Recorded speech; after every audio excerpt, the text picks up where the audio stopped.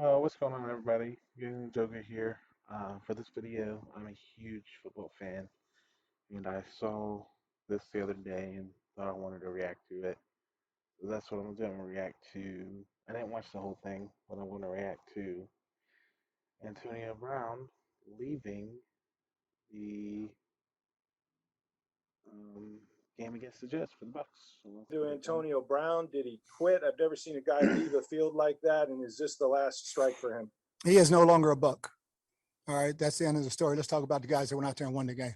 But it's not the end of the story because the Definitely story's not the kind end of of the story. confusing, kind of interesting, kind of wild. You're probably sick of hearing about it because it's I'm the not most sick talked of about hearing about it. I story love it. I in think it's sports right now. But hilarious. I got a lot of requests, so I tried to piece together all the rumors and all the other stuff at the end. But anyway, if you have no idea what's going on, after this handoff from Brady, the Bucks are losing to the Jets. Handoff to Bell. They gain a couple yards. On the sideline, Antonio Brown is upset about something, and he's saying, screw this, I'm out of here. He's taking the pads off. Evans is trying to talk him out of it, being like, no, come on, dude, it's all good. He's like, nope, taking my pads off, I'm leaving. But, okay, a little bit of difficulty. Yeah, don't film me right now. Okay, got him. Good. Here, take those. I'm out of here. Meanwhile, Brady and his teammates are running a play. He looks at the field. He's like, I'll stay on the sidelines, I guess. They're going to run their 2nd and 8 play. I'm going to show off my abs. I don't want this shirt either. Someone probably wants it. Here, you guys take it. The glove, I don't want that either. Meanwhile, snap, Brady throws it over, and they're going to get stopped. They lose yards. And you can see he kind of looks over. Let's see, right there. He looks over. He sees the plays winding down. He's like, all right, I can go on the field now. Whistle's blown dead. On the field. No one really cared that he was throwing the shirt or anything. And now he's on the end zone, and the fans are kind of figuring it out. And he's like, yeah, it is me. What up? Peace. See you guys later. Thanks for coming out tonight. Love you. Broadcast picks it up. They're like, they were told that's Antonio Brown. We don't really know what's going on. Meanwhile, Evans, the dude that was trying to stop him, now he's in the huddle for the next play. I wonder if he was like, you guys got to believe me what just happened. It was wild. But he catches the pass. He gets the first down. They continue to drive. Little creation of Adam moment happening there. Cute moment between him and the defender. And they just keep driving. They're going to hand it off. Psych, fake out, pass. That's a catch. And then the Bucks are going to keep going, and Brady's going to do his thing, and that's a touchdown. Bucks are coming back. Big old spike in the end zone. Jets coach is like, what the hell was all of that about? Brown's a lefty, which surprised a lot of us. You don't really think about receivers and if they're lefties or righties and if that comes into play or not. But yeah, he's a lefty. Imagine if he's not a lefty, he just throws shirts only lefty or something like that. I don't know. Meanwhile, Antonio Brown, he's got, kind of a long record of doing wild and interesting and bizarre stuff. So it didn't come as a lot of surprise, but then you find out that he had a lot of incentives. 8 more catches to unlock $333,000, 55 more receiving yards to unlock another, 1 receiving touchdown to unlock another. He was going to get $1 million if he just played the rest of this game and next week as well, but he didn't. So people are like, is that why he was mad? Because they were intentionally not targeting him, so to cost him money because they're mad at him for all the other nonsense he's done? Or what was it? And then we get 3 different stories of why he left. Here's the first 2 from reporter Ian Rappaport and coach Bruce Arians.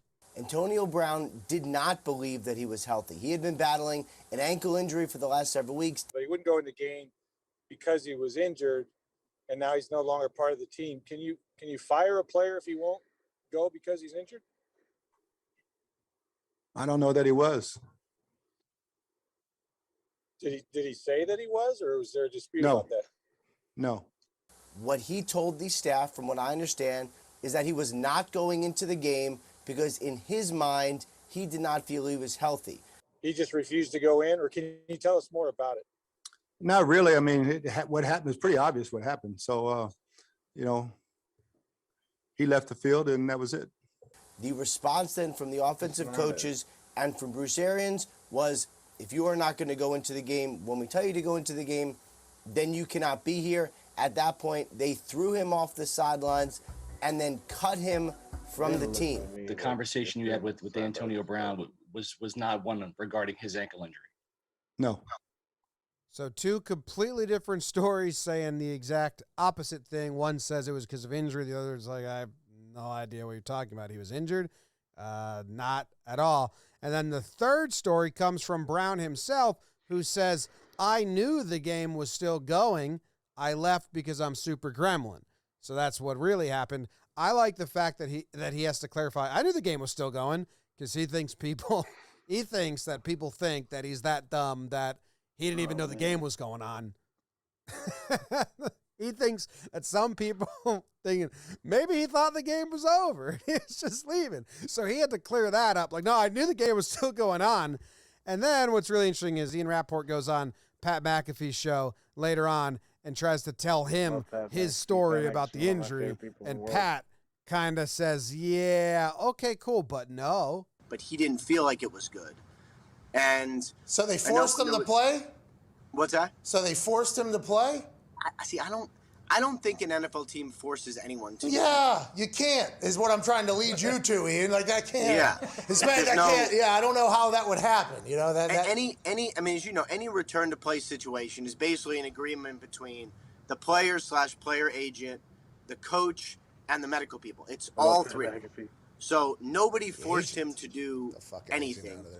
All right, so let's go take a look. Naturally, I think you're going to want to go see him play beforehand and run routes and see if he looked injured at all, and we'll all put on our medical eyeballs and be like, I don't know, he looks healthy to me. Meanwhile, we don't know anything, but I don't know. He was like, you know, running routes and running.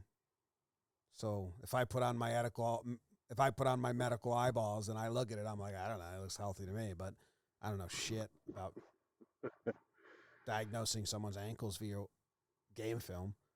First time I've ever been tasked to do it, if we're being completely honest.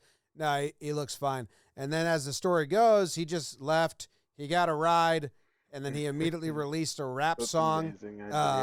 Pit, Not the Palace. He was from the Pit, Not the Palace, I believe is the song. He says, thanks for the opportunity to the Bucks. Big mad, but mad doesn't mean angry or anything. It just means making a difference, big making a difference.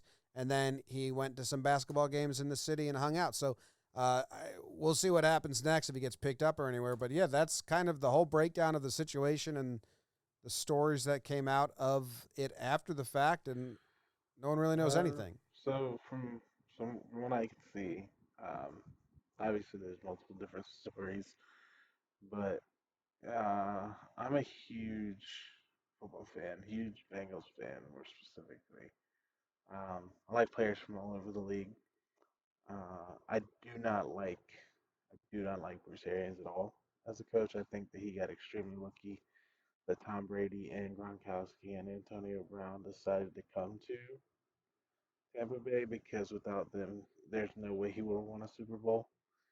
Um, as well as um, Mike Evans staying. There's no way he would have had that Super Bowl ring, um, and possibly another one.